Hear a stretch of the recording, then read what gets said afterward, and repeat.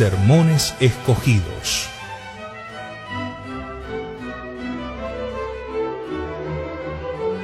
El santo cura de Ars.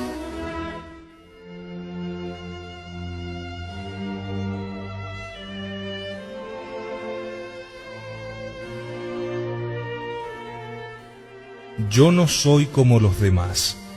San Lucas 18:2. Tal es también la manera de hablar de los ricos, que miran a los pobres como si fuesen de una naturaleza distinta de la suya y los tratan conforme a esta manera de pensar. En una palabra, hijos míos, esta es la manera de hablar de casi todo el mundo. Son contados hasta entre la gente de la más baja condición los que no estén manchados con este maldito pecado, que no formen siempre buena opinión de sí mismos, que no se coloquen en todo momento por encima de sus iguales y no lleven su detestable orgullo hasta afirmarse en la creencia de que son ellos mejores que muchos otros. De todo lo cual deduzco que el orgullo es la fuente de todos los vicios y la causa de todos los males que acontecen y acontecerán hasta el fin de los siglos. Llevamos hasta tal punto nuestra ceguera que muchas veces nos gloriamos de aquello que debería llenarnos de confusión. Unos se muestran orgullosos porque creen tener mucho talento, otros porque poseen algunos palmos de tierra o algún dinero. Mas todos estos lo que debieran hacer es temblar ante la temible cuenta que Dios les pedirá algún día. Oh hijos míos, cuántos hay que necesitan hacer esta oración que San Agustín dirigía a Dios nuestro Señor. Dios mío, haced que conozca lo que soy y nada más necesito para llenarme de confusión y de desprecio. Voy pues ahora a mostraros, primero, hasta qué punto el orgullo nos ciega y nos hace odiosos a los ojos de Dios y de los hombres. En segundo lugar, de cuántas maneras lo cometemos. Y finalmente, lo que debemos practicar para corregirnos.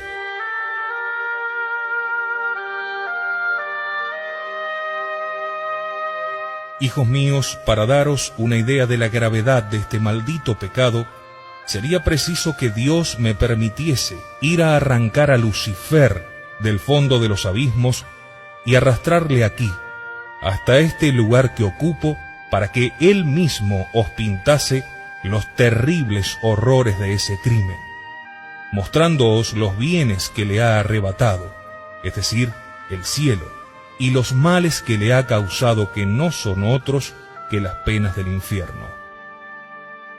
Ay, hijos míos, por un pecado que tal vez durará un solo momento, un castigo que durará toda una eternidad. Y lo más terrible de ese pecado es que cuanto más domina al hombre, menos culpable se cree éste del mismo. En efecto, jamás el orgulloso querrá convencerse de que lo es, ni jamás reconocerá que no anda bien. Todo cuanto hace, todo cuanto habla está bien hecho y bien dicho. ¿Queréis haceros cargo, hijos míos, de la gravedad de este pecado? Mirad lo que ha hecho Dios para expiarlo. ¿Por qué causa quiso nacer de padres pobres, vivir en la oscuridad, aparecer en el mundo no ya en medio de gente de mediana condición, sino como una persona de la más ínfima categoría? Pues porque veía que ese pecado había de tal manera ultrajado a su padre que solamente él podía expiarlo rebajándose al estado más humillante y más despreciable, cual es el de la pobreza, pues no hay como no poseer nada para ser despreciado de unos y rechazado de otros. Mirad cuán grandes sean los males que ese pecado ocasionó. Sin este pecado del orgullo no habría infierno. Sin este pecado Adán estaría aún en el paraíso terrenal, y todos nosotros felices, sin enfermedades, sin miseria alguna de esas que a cada momento nos agobian. No habría muerte, no estaríamos sujetos a aquel juicio que hace temblar a los santos. Ningún temor deberíamos tener de una eternidad desgraciada. El cielo nos estaría asegurado, felices en este mundo y aún más felices en el otro. Pasaríamos nuestra vida bendiciendo la grandeza y la bondad de nuestro Dios, y después subiríamos en cuerpo y alma a continuar tan dichosa ocupación en el cielo. ¿Qué digo? Sin ese maldito pecado Jesús no habría muerto. ¿Cuántos tormentos se habrían evitado a nuestro divino Salvador? Pero me diréis, ¿por qué ese pecado ha causado peores daños que los otros? ¿Por qué? Oíd la razón. Si Lucifer y los demás ángeles malos no hubiesen caído en el pecado de orgullo, no existirían demonios, y por consiguiente nadie habría tentado a nuestros primeros padres. Y así ellos hubieran tenido la suerte de perseverar. No ignoro que todos los pecados ofenden a Dios, que todos los pecados mortales merecen el castigo eterno. El avaro que solo piensa en atesorar riquezas, dispuesto a sacrificar la salud, la fama y hasta la misma vida para acumular dinero, con la esperanza de proveer a su porvenir, ofende sin duda a la providencia de Dios, el cual nos tiene prometido que si nos ocupamos en servirle y amarle, Él cuidará de nosotros. El que se entrega a los excesos de la bebida hasta perder la razón y se rebaja a un nivel inferior al de los brutos, también ultraja gravemente a Dios, que le dio los bienes para usar rectamente de ellos, consagrando sus energías y su vida a servirle. El vengativo que se venga de las injurias recibidas desprecia cruelmente a Jesucristo, que hace ya tantos meses o quizá tantos años le soporta sobre la tierra, y aún más, le da todo cuanto necesita, cuando solo merecería ser precipitado en las llamas del infierno.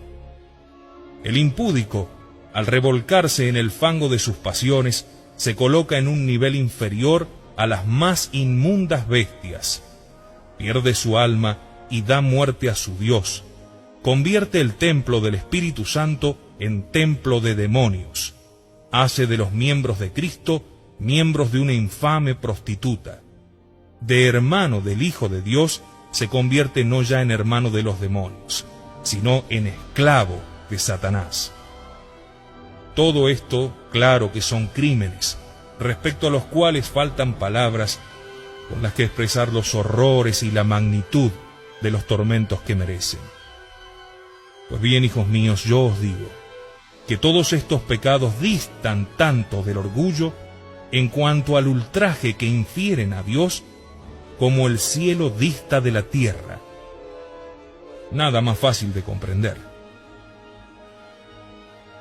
Al cometer los demás pecados, o bien quebrantamos los preceptos de Dios, o bien despreciamos sus beneficios. O si queréis, convertimos en inútiles los trabajos, los sufrimientos y la terrible muerte de Jesús. Pero el orgulloso hace como un súbdito que, no contento con despreciar y hollar debajo de sus plantas las leyes y las ordenanzas de su soberano, lleva su furor hasta el intento de hundirle un puñal en el pecho, arrancarle del trono, hollarle debajo de sus pies y ponerse en su lugar. ¿Puede concebirse mayor atrocidad? Pues bien, esto es lo que hace la persona que haya motivo de vanidad en los éxitos alcanzados con sus palabras o sus obras. Oh Dios mío, cuán grande es el número de estos infelices. Oíd, hijos míos, lo que nos dice el Espíritu Santo hablando del orgulloso. Será aborrecido de Dios y de los hombres, pues el Señor detesta al orgulloso y al soberbio. El mismo Jesucristo nos dice que daba gracias a su Padre por haber ocultado los secretos a los orgullosos. En efecto, si recorremos la Sagrada Escritura, veremos que los males con que Dios aflige a los orgullosos son tan horribles y frecuentes que parece agotar su furor y su poder en castigarlos. Así como podemos observar también el especial placer con que Dios se complace en humillar a los soberbios a medida que ellos procuran elevarse. Acontece igualmente muchas veces ver al orgulloso caído en algún vergonzoso vicio que le llena de deshonra a los ojos del mundo.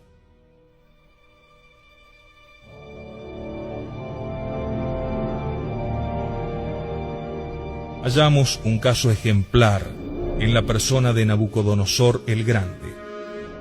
Era aquel príncipe tan orgulloso, tenía tan elevada opinión de sí mismo que pretendía ser considerado como Dios.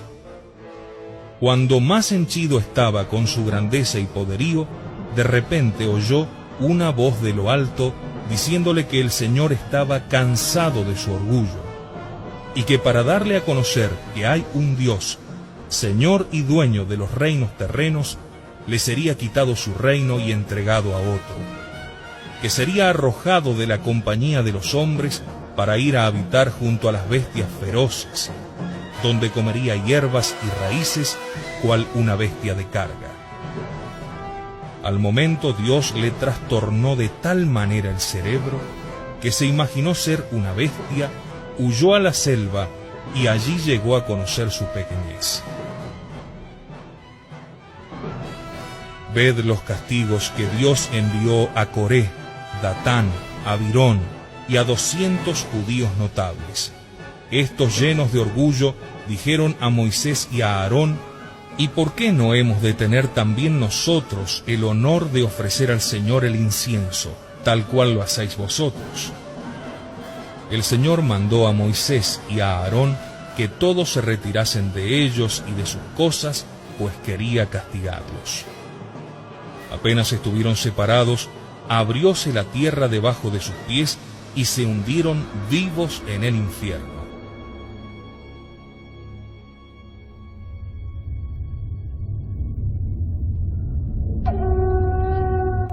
Mirad a Herodes, el que quiso dar muerte a San Jaime y encarceló a San Pedro. Era tan orgulloso que un día, vestido con su indumentaria real y sentado en su trono, habló con tanta elocuencia al pueblo que hubo quien llegó a decir: no, este que habla no es un hombre sino un dios.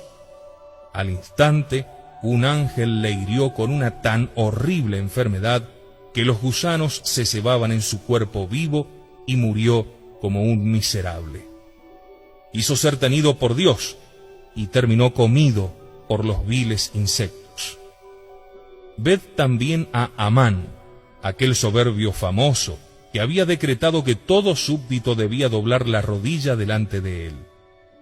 Irritado y enfurecido porque Mardoqueo menospreciaba sus órdenes, hizo levantar una horca para darle muerte, pero Dios, que aborrece a los orgullosos, permitió que aquella misma horca sirviese para Amán.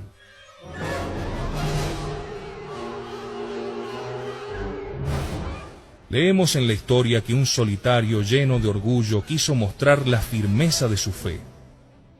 Habiendo ido a visitar a San Palemón, dio en su presencia grandes muestras de orgullo, hasta el punto que el santo le dijo caritativamente que con tanto orgullo era muy difícil tener la fe de la cual él se sentía tan orgulloso. Que no teniendo nada bueno de nosotros mismos, solo nos toca humillarnos y gemir delante de Dios, pidiéndole la gracia de que no nos abandone. Mas aquel pobre ciego, en vez de aprovecharse de tan caritativa amonestación, corrió a arrojarse a un brasero encendido y permitió Dios, para probar hasta dónde llegaba su orgullo, que el fuego no le dañase. Pero pasado algún tiempo cayó en un pecado gravísimo y vergonzoso contra la santa virtud de la pureza. El demonio se le presentó en figura de mujer, que le instó a pecar y sentóse junto a él. Como el solitario intentase abrazarla, el demonio se arrojó sobre él, lo molió a golpes y lo dejó tendido y sin conocimiento en el suelo. reconociendo al fin su culpa, es decir, su orgullo, volvió a visitar a San Palemón y con lágrimas en los ojos le confesó su pecado. Cosa extraña, hijos míos, mientras estaba hablando con el santo, el demonio se apoderó de él, le arrastró con furia y le precipitó en un horno ardiendo donde perdió su vida.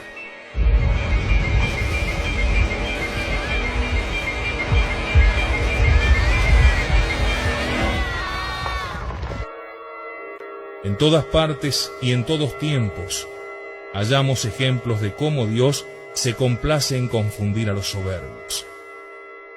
Y no solamente el orgulloso es aborrecible a los ojos de Dios, sino que también resulta insoportable a los ojos de los hombres. ¿Por qué causa? Pues porque no puede avenirse con nadie. Unas veces quiere elevarse por encima de los que son iguales, otras quiere igualarse con los que están por encima de él, de manera que nunca puede estar en paz con nadie.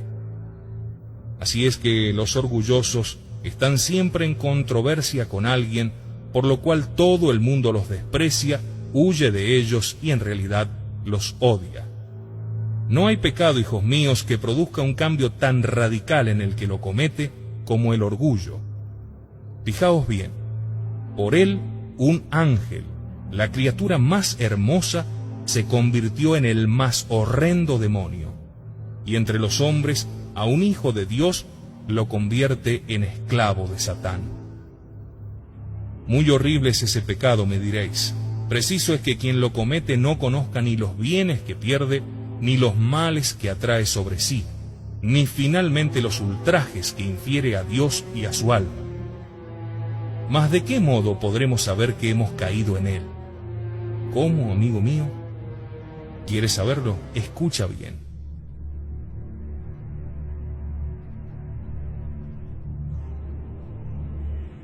Podemos muy bien decir que este pecado se halla en todas partes. Acompaña al hombre en todo cuanto dice o hace. Viene a ser una especie de condimento que en todas partes penetra. Escuchadme un momento y lo vais a ver. Jesucristo nos presenta un ejemplo en el Evangelio, al hablarnos de aquel fariseo que fue al templo a hacer su oración, permaneciendo de pie ante todo el mundo y diciendo en voz alta: «Os doy gracias, Señor, porque no soy como los demás, lleno de pecados. Empleo mi vida en hacer el bien y en procurar agradaros». Aquí tenéis el verdadero carácter del orgulloso. En vez de dar gracias a Dios por haberse dignado servirse de él para el bien, mira todo aquello como si procediese de sí mismo y no de Dios. Entremos a examinar esto con más detenimiento y veremos cómo casi nadie escapa a las redes del orgullo. Así los viejos como los jóvenes, así los pobres como los ricos, todos se alaban y glorían de lo que son o de lo que hicieron, o mejor, de lo que no son y de lo que no hicieron. Todos se aplauden y gustan de ser aplaudidos. Todos corren de una parte a otra, mendigando las alabanzas de los hombres, y cada uno trabaja por atraerse a los demás a su propio partido. Así pasa la vida a la mayor parte de la gente. La puerta por la cual el orgullo entra más copiosamente son las riquezas. En cuanto una persona aumenta sus bienes, la veréis ya mudar de vida. Hace lo que decía Jesucristo de los fariseos. Esas gentes buscan de que les llamen maestros, de que todo el mundo les salude, siempre aspiran a los primeros puestos, se presentan ricamente vestidas. Abandonan ya su primitivo aire de sencillez. Si los saludáis, ni se dignarán quitarse el sombrero, apenas si inclinarán un poco la cabeza. Caminan con la cabeza erguida, ponen especial cuidado en escoger las más bellas palabras, cuyo significado muchas veces ni siquiera conocen, pero se complacen en repetirlas en cuanto tienen oportunidad. Aquí hallaréis a un hombre que os llenará la cabeza, dándoos cuenta de las herencias que le han tocado para hacer ostentación de la importancia de su fortuna. Toda su preocupación está en que le alaben y le tengan en mucho. ¿Se ha visto coronada por el éxito alguna empresa suya? Bueno, le falta tiempo para darlo a conocer a fin de hacer ostentación de su saber. ¿Ha dicho algo digno de aplauso? No cesa ya de repetirlo a cuantos le quieren escuchar hasta fastidiarlos y dar pie a que se burlen de su fatuidad. ¿Ha realizado por ventura algún viaje? Bueno, preparaos pues a oír 100 veces sus narraciones hinchadas y exageradas, hablando de lo que vio y de lo que no vio, con tanta desaprensión que llega a inspirar lástima en los que le escuchan. Los pobres orgullosos piensan que de esta manera lograrán ser tenidos por personas de talento, mas lo que ocurre es que en la intimidad todo el mundo los desprecia. Ante las bravatas de cierta gente, una persona seria no sabe abstenerse de formular para sus adentros este o parecido juicio. He aquí un soberbio. El pobre piensa ser creído en todo cuanto afirma. Ved a un artesano contemplando la obra de otro. Hallará en ella 1000 defectos y dirá: «Ah, ¿qué le vamos a hacer? Su capacidad no da para más». Pero como el orgulloso no rebaja nunca a los demás sin elevarse a sí mismo, entonces a renglón seguido os hablará de tal o cual obra por él realizada, diciéndoos que ha llamado la atención de los inteligentes, que se ha hablado mucho de ella, etc. El orgulloso, al toparse con varias personas reunidas, generalmente cree que hablan de él, ya bien, ya mal. ¿Se trata de una joven agraciada, o que por lo menos se cree tal? La veréis andar con un aire de afectación, con una vanidad cual de princesa. Está bien provista de vestidos y adornos, pues con el mayor disimulo dejará muchas veces su ropero abierto para que se enteren de ello los que frecuentan su casa. ¿Quién se enorgullece de su hogar y de sus bestias? ¿Quién de saber confesarse bien? ¿Quién de saber rezar bien? ¿O de presentarse con mayor modestia en el templo? Una madre se enorgullecerá de sus hijos, un labrador de tener las tierras mejor cultivadas que otros, a quienes critica y se envanecerá de su saber. Un joven petimetre lleva con ostentación una gran cadena en el chaleco, pero si se le pregunta qué hora es, no puede decirlo, porque no tiene reloj. Otro que sí lo lleva a cada momento habla de que se ha hecho tarde o que es muy temprano, para tener ocasión de lucirlo ante los demás. Si es un jugador, tomará en su mano todo lo que tiene o hasta lo que pidió prestado para dar a entender que no le importa perder unos pesos. ¿Y cuántos hay que para asistir a una velada de placer tienen que pedir prestado no solo el dinero, sino hasta el mismo vestido? Es una persona que entra por primera vez en relaciones con una familia donde no era conocida. Enseguida la oiréis dar grandes explicaciones acerca de su abolengo, sus bienes, su talento y todo cuanto pueda contribuir a que formen de ella un concepto elevado. Sí, hijos míos, nada más ridículo, nada más tonto que estar siempre dispuesto a hablar de lo que se ha hecho o de lo que se ha dicho. Oíd a un padre de familia, cuando sus hijos se hallan en estado de poder contraer matrimonio. En cuanto se le ofrece ocasión, habla de esta manera para que todo el mundo le oiga. Tengo prestados tantos miles de pesos, mis tierras rinden tanto, mas pedidle un solo peso para los pobres y os contestará que nada tiene. Un sastre o una modista habrán acertado en la confección de un traje o un vestido. Si se ofrece la ocasión de ver pasar a la persona que lo lleva y alguien alaba el vestido y quiere saber su autor, pronto responden: mirad bien, es obra mía. ¿Por qué hablan? Pues para dar a conocer su habilidad. Pero si no hubiesen acertado y los comentarios fuesen desfavorables, se guardarían muy bien de abrir la boca por temor a quedar humillados. Y no hablemos de las mujeres, en lo que concierne a las cosas del hogar. Mas he de advertiros que este pecado debe ser aún más temido entre las personas que parecen profesar una gran piedad. Veamos un ejemplo. Este maldito pecado del orgullo se desliza hasta entre los que ejercen las más bajas funciones. Así, un trabajador de la tierra, un podador, por ejemplo, si le ocurre practicar su oficio en lugares donde acude mucha gente, veréis que pone en su obra todos sus 5 sentidos, a fin, dirá él, de que los que pasen por aquí no puedan decir que no sé hacer mi tarea. Este pecado se mezcla también con el crimen o con la virtud. ¿Cuántos son los que se glorían de haber hecho el mal? Escuchad la conversación de algunos bebedores. Ah, dirá uno, el otro día me topé con fulano. Apostamos a ver quién bebería más sin llegar a embriagarse, y le gané. Es también orgullo desear riquezas que no se tienen o envidiarlas de los demás por ser los ricos respetados en el mundo. Hallaréis algunos que, según su manera de hablar, son humildes en extremo y llegan hasta a despreciar su persona, como si públicamente quisiesen confesar su pequeñez. Pero decidles algo que los humille de verdad. A la primera palabra les veréis erguirse y plantaros cara, y hasta llegarán al extremo de desacreditaros y volver contra vuestra reputación, por este pretendido agravio que le habéis inferido. Mientras se los alaba y lisonjea, ellos son muy humildes. Otras veces sucede que cuando delante de nosotros se habla con encomio de otra persona, nos sentimos molestados, cual si aquello nos humillara. Ponemos mala cara o bien decimos, es como los demás. Fue ella quien hizo esto o lo de más allá. No posee aquella bella cualidad que le atribuís. Se ve que no la conocéis.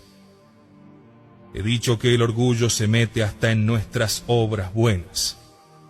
Son muchos los que no darían limosna ni favorecerían al prójimo si no fuese porque mediante ello son tenidos por personas caritativas y de buenos sentimientos. Si ocurre tener que dar limosna delante de los demás, darán mayor cantidad que cuando están a solas. Si desean hacer público el bien que han practicado o los servicios que a los demás han prestado, comenzarán hablando de esta manera. Fulano es muy desgraciado, apenas puede vivir. El otro día vino a manifestarme su miseria y le di tal cosa. El orgulloso nunca quiere ser reprendido, en todo le asiste derecho, todo cuanto dice está bien dicho, y todo cuanto hace está bien hecho.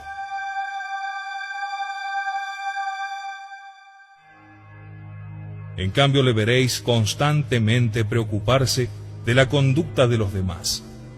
Todo lo encuentra defectuoso, nada está bien hecho ni bien dicho. Una acción realizada con las mejores intenciones del mundo, su lengua viperina la convierte en cosa mala. ¿Cuántos hay también que mienten o inventan por causa del orgullo? Si les ocurre narrar sus dichos o sus hechos, ponen mucho más de lo que hay en realidad. En cambio, otros mienten por temor de la humillación. En otras palabras, los viejos se vanaglorían de lo que no hicieron. Si hemos de dar oídos a sus palabras, diremos que fueron los más valerosos conquistadores de la tierra. Parece como si hubiesen recorrido el universo entero, y los jóvenes alábanse de lo que no harán nunca. Todos mendigan, todos corren detrás de una bocanada de humo que ellos llaman honor. Tal es el mundo de hoy, hijos míos. Explorad vuestra conciencia, poned la mano sobre el corazón y forzosamente tendréis que reconocer la verdad de lo que os digo.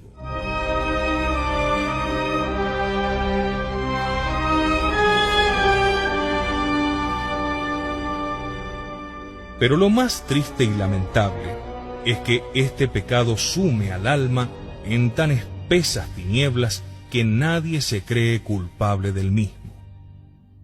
Nos damos perfecta cuenta de las vanas alabanzas de los demás. Conocemos muy bien cuándo se atribuyen elogios que jamás se merecieron. mas nosotros creemos ser siempre merecedores de los que se nos tributan. Y yo os digo, hijos míos, que quien busca la estimación de los hombres está ciego. ¿Por qué? Ante todo no diré que pierda todo el mérito de cuanto hace, que todas sus limosnas, sus oraciones, sus penitencias no sean más que motivo de condenación. Él creerá haber hecho algo bueno, y todo estará estropeado por el orgullo. Pero os digo yo que es un ciego. Para merecer la estimación de Dios y de los hombres, lo más seguro es huir de los honores en vez de procurarlos.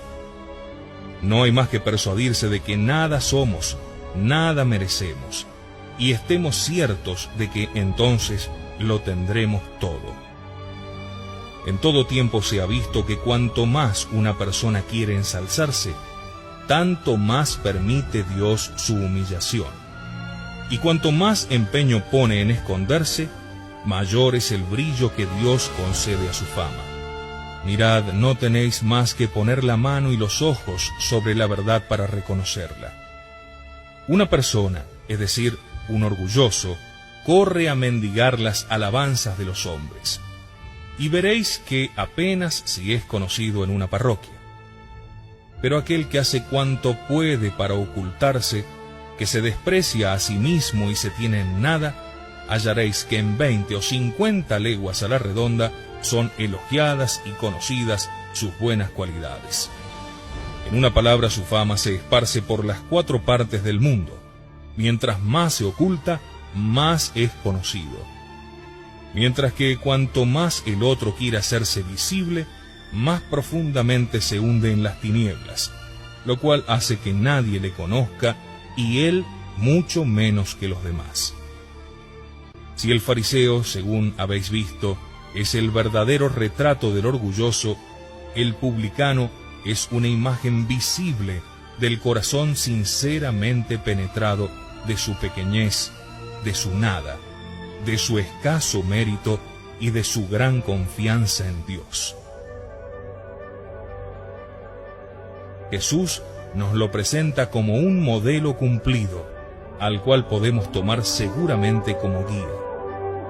Nos dice San Lucas que el publicano echa en olvido todo el bien que ha podido hacer durante su vida, para ocuparse solamente de su indignidad y de su miseria espiritual. No se atreve a comparecer delante de un Dios tan santo. Lejos de imitar al fariseo que se situó en un lugar donde podía ser visto por todo el mundo y así recibir sus alabanzas, el pobre publicano apenas se atreve a entrar en el templo, corre a ocultarse en un rincón, se considera como si estuviese solo ante su juez, la faz en tierra, el corazón quebrantado de dolor y los ojos bañados en lágrimas. Tanta es su confusión al considerar sus pecados y la santidad de Dios, delante del cual se considera tan indigno de comparecer, que ni se atreve a mirar el altar. Con el corazón lleno de amargura exclama: Dios mío, dignaos tener piedad de mí, pues soy un gran pecador.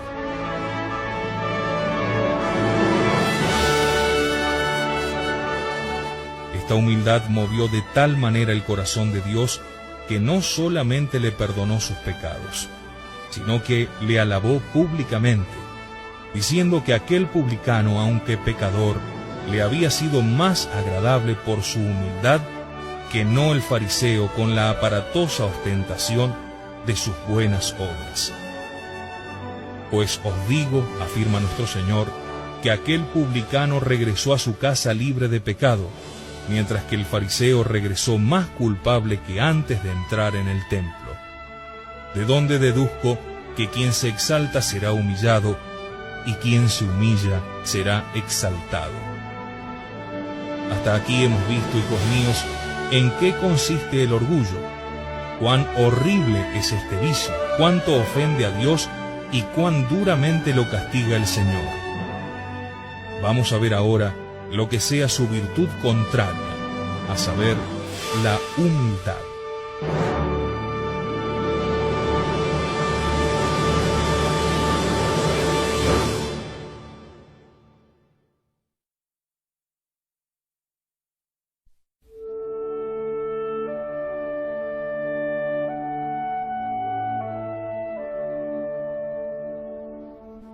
Si el orgullo es la fuente de toda clase de vicios, podemos también afirmar que la humildad es la fuente y el fundamento de toda clase de virtudes.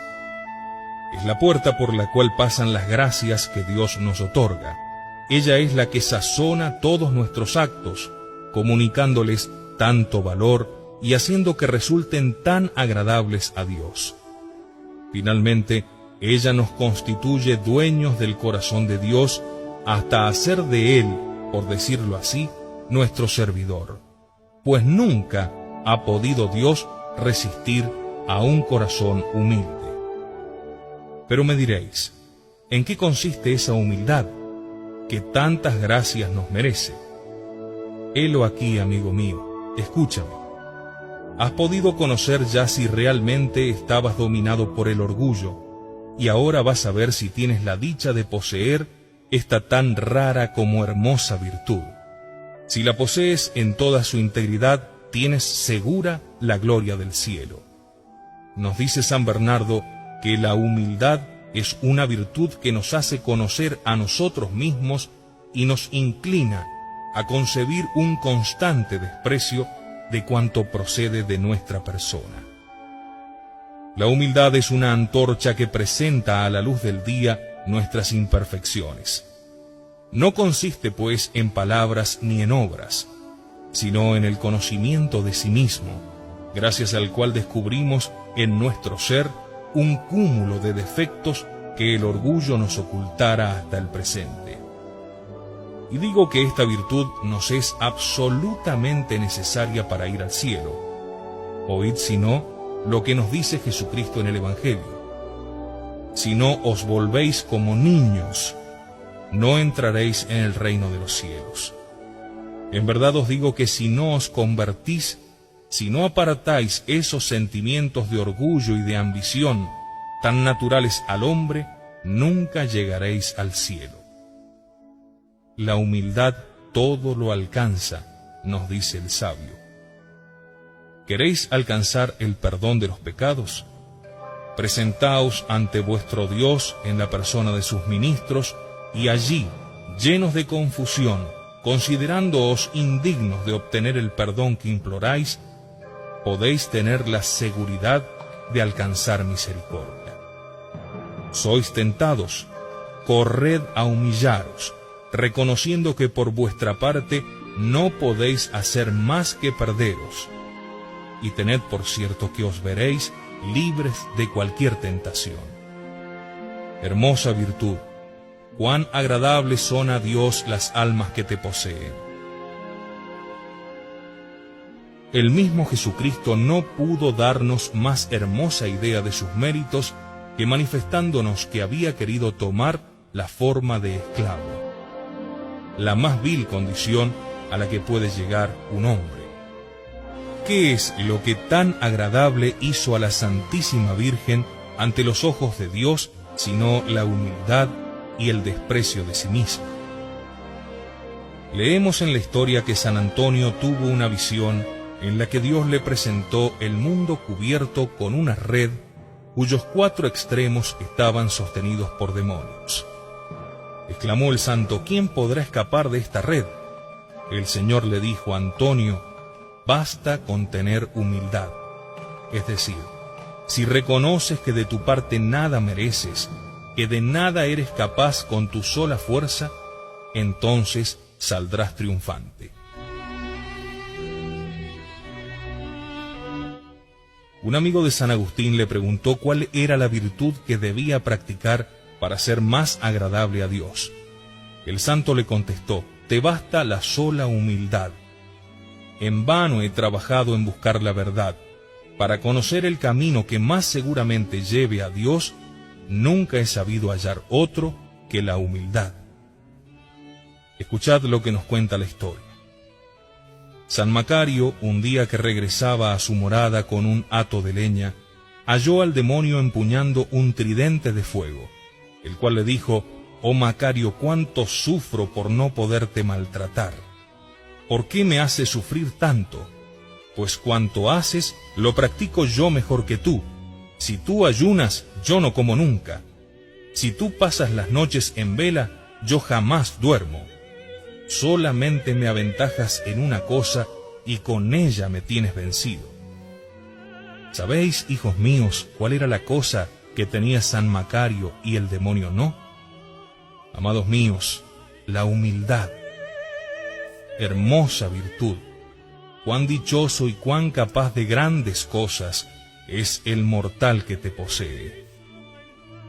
En efecto, hijos míos, aunque tuvieseis todas las demás virtudes, si os faltase la humildad, nada tendríais. Abandonad toda vuestra fortuna a los pobres.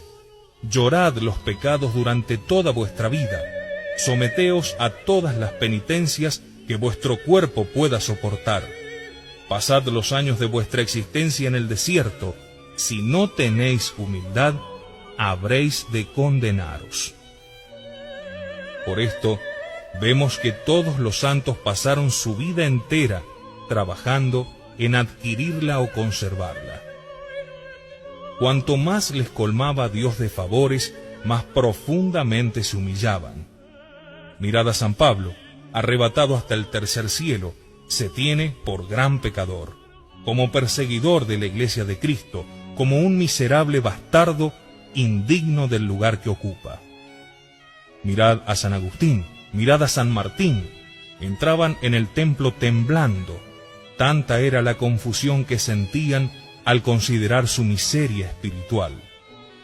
Estas deberían ser nuestras disposiciones para ser agradables a Dios. Vemos, hijos míos, que un árbol cuanto más cargado de fruto se halla, más inclina hacia el suelo sus ramas. Así también nosotros, cuanto mayor sea el número de nuestras buenas obras, más profundamente debemos humillarnos, reconociéndonos indignos de que Dios se sirva de un instrumento tan vil para hacer el bien. Sí, solamente por la humildad podemos reconocer dónde hay un buen cristiano. Mas me diréis, ¿de qué manera podremos distinguir si un cristiano es humilde? Nada más fácil, según ahora vais a ver. Ante todo os digo que una persona verdaderamente humilde nunca habla de sí misma, ni bien ni mal. Conténtase con humillarse delante de Dios que le conoce tal cual es. Sus ojos no atienden más que a su propia conducta, y gime siempre por reconocerse culpable. Por otro lado, no deja de trabajar por hacerse cada vez más digno de Dios. Nunca le veréis emitir su juicio contra la conducta de los demás. Nunca deja de formar una buena opinión de todo el mundo. ¿Hay alguien a quien sepa despreciar? A nadie más que a sí mismo. Siempre echa a buena parte lo que hacen sus hermanos, pues está muy persuadido de que sólo él es capaz de obrar el mal. De aquí viene que si habla de su prójimo es para elogiarlo. Si no puede decir de los demás cosa buena, se calla. Cuando le desprecian, piensa que en ello hacen los demás lo que deben, pues después de haber él despreciado a su Dios, bien merece ser despreciado de los hombres. Si le tributan elogios, se ruboriza y huye, lamentándose de ver que en el día del juicio final va a causar una gran decepción a los que le creían persona de bien, cuando en realidad está lleno de pecados. Siente tanto horror de las alabanzas cuanto los orgullosos aborrecen la humillación. Prefiere siempre para amigos a los que dan a conocer sus defectos. Si se le ofrece la ocasión de favorecer a alguien, escogerá siempre como objeto de sus atenciones a quien lo calumnió o le causó algún perjuicio. Los orgullosos buscan siempre la compañía de quienes los adulan y tienen en algo. Él, por el contrario, se apartará de la lisonja para ir en busca de los que parecen tener una opinión desfavorable. Sus delicias consisten en hallarse solo con Dios, mostrarle sus miserias y suplicarle que se apiade de él. Ya esté solo, ya en compañía de otros, ningún cambio observaréis en su modo de orar ni en su manera de obrar. Encaminando todas sus acciones solamente a agradar a Dios, nunca se preocupa de lo que podrán decir de él los demás. Trabaja por agradar a Dios, mientras que el mundo lo coloca debajo de sus plantas. Así piensan y obran los que poseen el preciado tesoro de la humildad.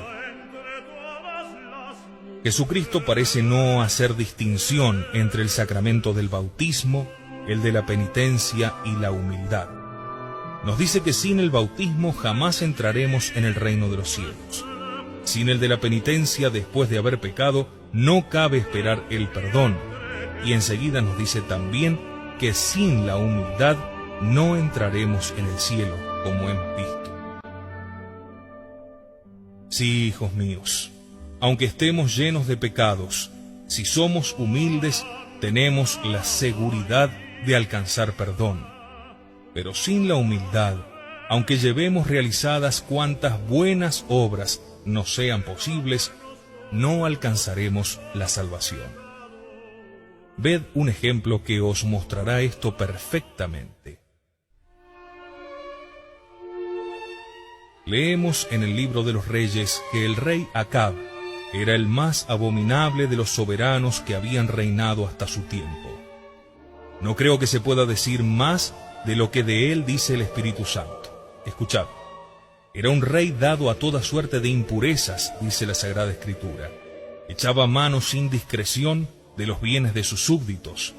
Fue causa de que los israelitas se rebelasen contra su Dios.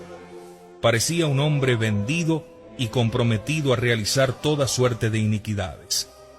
En una palabra, con sus crímenes dejó buenos a cuantos le habían precedido. Por todo lo cual, no pudiendo Dios soportar por más tiempo sus maldades, dispuesto a castigarle, llamó a su profeta Elías, ordenándole que se presentase ante este rey para darle a conocer cuál era el propósito divino. Dile, le dijo Dios a Elías, dile al rey que los perros comerán sus carnes y se abrevarán en su sangre. Descargaré sobre su cabeza toda mi cólera y toda mi venganza. Nada omitiré para castigarle, hasta el punto de hacer llegar el exceso de mi furor a los perros que se hayan alimentado de sus despojos. Fijaos aquí en 4 cosas, hijos míos. ¿Se ha visto jamás hombre malvado como aquel? ¿Se ha visto jamás una determinación tan clara de hacer perecer a un hombre ciertamente merecedor de tal castigo? ¿Se ha dado nunca orden tan precisa? Todo ello, dijo el Señor, tendrá efecto en este lugar. Finalmente, ¿se ha visto nunca en la historia un hombre condenado a un suplicio tan infame, cual el que debía sufrir Acab, esto es, hacer que su cuerpo y su sangre sirviesen de pasto a los perros?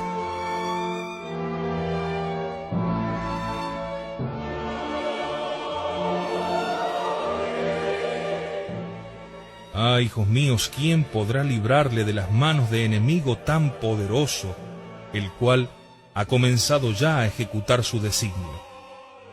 En cuanto el profeta Elías terminó su mensaje, Acab comenzó a rasgar sus vestiduras. Escuchad lo que le dijo el Señor. Vamos, ya no es tiempo. Comenzaste demasiado tarde. Ahora me burlo de ti. Entonces Acab ciñó a su cuerpo un áspero cilicio. Y Dios le dijo, ¿crees tú que esto me inspirará piedad o que hará revocar mi decreto? Ahora ayunas. Debías haber ayunado de la sangre de tantas personas a quienes diste muerte. Entonces el rey se arrojó al suelo y se cubrió de ceniza. Cuando era preciso aparecer en público, andaba con la cabeza descubierta y los ojos fijos en el suelo. Profeta, dijo el Señor, ¿has visto de qué manera se ha humillado Acab, postrándose con la faz en tierra? Pues ve a decirle que ya que se ha humillado, dejaré de castigarle. Ya no descargaré sobre su cabeza los rayos de mi venganza que para él tenía preparados. Dile que su humildad me ha conmovido, ha hecho revocar mis órdenes y ha desarmado mi cólera.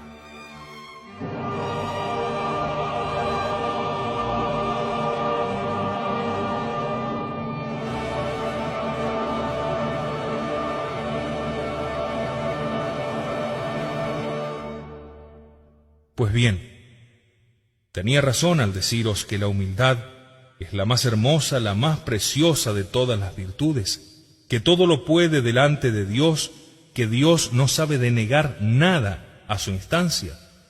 ¿Verdad que sí? Poseyendo la humildad tenemos también todas las demás virtudes, pero si nos falta, nada valen todas las demás.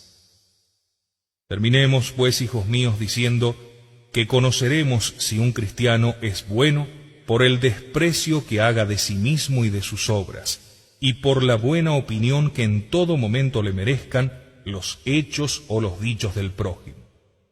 Si así nos portamos, hijos míos, tengamos por seguro que nuestro corazón gozará de felicidad en esta vida y después alcanzaremos la gloria del cielo. Y esta es la gracia que os deseo.